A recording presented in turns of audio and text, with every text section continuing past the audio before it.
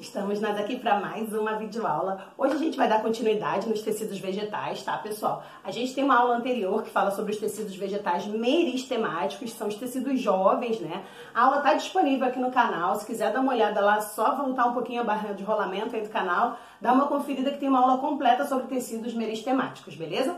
A gente vai continuar falando sobre tecido vegetal. Hoje a gente vai falar um pouquinho sobre as estruturas de secreção do vegetal, as estruturas de transporte, que seriam estruturas de condução, as estruturas fundamentais do vegetal, de preenchimento e sustentação. Beleza? Presta um pouquinho de atenção aqui na tia Dindy, que vocês vão conseguir entender tudinho nessa videoaula de uma forma bem maneira e bem leve, beleza? Então, olha só, estruturas de secreção. Quais seriam essas estruturas de secreção, pessoal? A gente tem os hidatódios, a gente chama eles de hidatódios, que são as estruturas que liberam água do vegetal, tá? Seriam estruturas de gutação. É por onde o vegetal transpira e libera o excesso de água que tem nele, beleza? Tem as glândulas de sal, que aí seriam os tricomas que vão liberar sais, né? São aquelas pelezinhas que tem, né? Pelezinha não, desculpa, aqueles pelinhos que tem, parecem pelinhos, são os tricomas, que tem folha, que tem caule jovem, tá? Do vegetal. Geralmente eles liberam sais e alguns são urticantes também, né? A gente conhece as estruturas que são os laticíferos. Laticíferos são estruturas de secreção que vão liberar látex. Sabe lá a seringueira, que as pessoas vão lá e fazem aquele corte no caldo da seringueira, que sai aquele látex? Então, qual é a função disso para o vegetal? Pra gente, faz borracha, ok. Mas e para o vegetal, pessoal? Isso bloqueia o ferimento, é como se fosse algo que vai selar um ferimento do vegetal. É por isso que o ser humano vai lá, faz aquele corte no tronco, sai o látex, porque a árvore está tentando cicatrizar aquele ferimento, né? E a gente está se aproveitando do látex que ela libera. O nome dessa estrutura, pessoal, que está no caule das seringueiras, é laticíferos, beleza? Isso também tem em outras vegetais. Não sei se vocês já perceberam alguns momentos que vocês arrancam uma folhinha de uma planta e fica aquela pontinha branca ali. Então, é a mesma coisa para bloquear o ferimento de ter arrancado uma folhinha da árvore, né? Ou de uma determinada planta. Nectários. Os nectários, acho que são as estruturas secretoras mais conhecidas entre nós, né? Porque eles vão liberar néctar. Seria o néctar floral, né? Que é a água mais açúcares da planta ali, que estão nas flores, justamente para atrair os animais polinizadores. E tem os nectários não florais, que vão estar no caule. Mas esses nectários não florais que estão no caule ali, né, pessoal, da planta, é justamente para atrair formigas. E as formigas, elas vão meio que dar uma proteção para aquela planta, justamente para não deixar predadores maiores se alimentarem, né, os herbívoros maiores se alimentarem daquela planta, porque as formigas, elas vão meio que proteger a planta e vão se alimentar daquele néctar que vai estar no caule, beleza? Então, essas seriam as estruturas de secreção, os tecidos vegetais já adultos, tá? A gente tem estruturas de transporte também, que seriam as estruturas de condução. Aí, a partir de agora, o importante de vocês pensarem, justamente naquela prova lá do Enem, prova de vestibular e tal, é assim, quando vocês ouvirem falar sobre estruturas de tecidos vegetais, vocês têm que se perguntar, essas células que compõem esse tecido, elas são células vivas ou não? Células vivas ou células mortas, Jadinho? No momento que você olha uma estrutura de transporte, uma estrutura de condução, é uma célula viva? Opa, a célula é viva. Se é uma célula viva, é a célula do floema, pessoal. O floema vai ser a parte mais externa do caule do vegetal, beleza? Então, olha só, botei aqui para vocês mais externa, tá vendo aqui justamente, é o floema. E aí, olha só, o floema ele vai levar quem? Seiva elaborada, glicose, o produto pós-fotossíntese, tá? Então, o sentido do floema vai ser geralmente de cima para baixo, porque ele vai pegar todo o produto da fotossíntese e vai liberar por todo o vegetal, beleza? Se as células estão mortas, não são células vivas, tia Dindy, de quem a gente está falando? A gente está falando do xilema. Se as células não estão vivas, a gente está falando do xilema.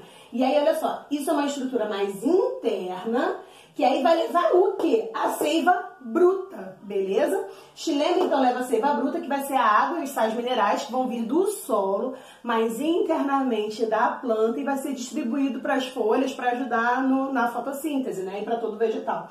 Então, o xilema leva a seiva bruta, leva a água, mais sais minerais, é o produto pré-fotossíntese, né? Que vai acontecer antes da fotossíntese.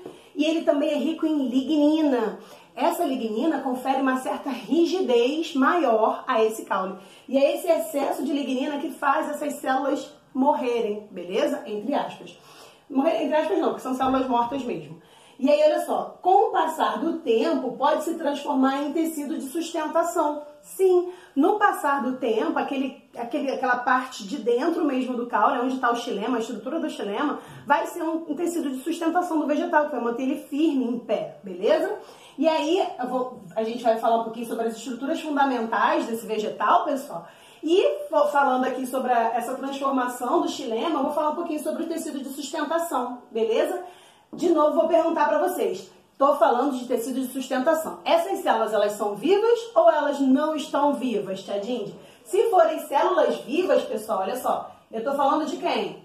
Colênquima. Colênquima, lembra que são células vivas. Então, olha só. O colênquima, já que são células vivas, ele já não vai ter lignina. Lembra que eu falei que o excesso de lignina me mostra que essa célula não está viva? Então, sem lignina, caule jovem, parede celular fina com plasmodésmos, que são aquelas ligações entre as paredes celulares para haver esse contato entre uma célula e outra, beleza? Agora, se essas células estão mortas, elas não estão vivas, aí eu tô falando de quem? Esclerênquima, são células mortas. Lembra que eu falei da lignina? Olha só, muita lignina tem na parede celular dessas células. Isso faz com que ele seja o quê? Impermeável, tá, pessoal? Então, muita lignina, parede impermeável.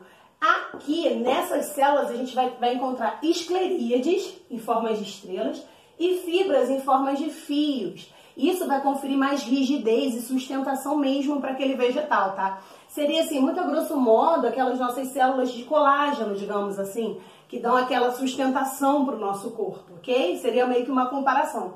Então, olha só, escleríades e fibras, são fios, formatos de fios, são parte do esclerênquima, que são os tecidos de sustentação do vegetal. Dentro das estruturas fundamentais ainda do vegetal, pessoal, a gente tem os tecidos de preenchimento, né? Preenchimento, como o próprio nome já diz, vai ser aquele tecido que vai ficar entre as células daquele vegetal. E aí, preenchimento, eu tenho quem? Parênquima. O único tecido de preenchimento é o parênquima, tá? São estruturas, são células vivas, todo parênquima tem células vivas, tá, pessoal? E aí eu tenho 3 tipos de parênquima normalmente. Eu tenho parênquima clorofiliano, que vai fazer o quê? Fotossíntese, né, meus amores? Se tem clorofila, eu já sei que é verde que faz fotossíntese. Eu tenho parênquima de preenchimento, que aí pode ser um preenchimento medular, que vai ser um pouco mais central, medula, né? Vai ser aquela coisa mais central de preenchimento, ou cortical, que vai ser um pouco mais externo da planta, esse tecido de preenchimento. E eu tenho os famosos tecidos de preenchimento, que são os de reserva, tá, meus amores? Então, olha só, tecido de reserva, eu vou ter amilífero, aquífero e aerífero. O próprio nome já meio que sugere o que ele vai armazenar, né? Amilífero vai armazenar amido, aquífero vai armazenar água e aerífero vai armazenar ar. Então, meus amores, a nossa videoaula vai ficar por aqui. Eu espero que vocês tenham gostado. Eu vou sair um pouco da frente do quadro para vocês copiarem, dar um pausa no vídeo, que é importante.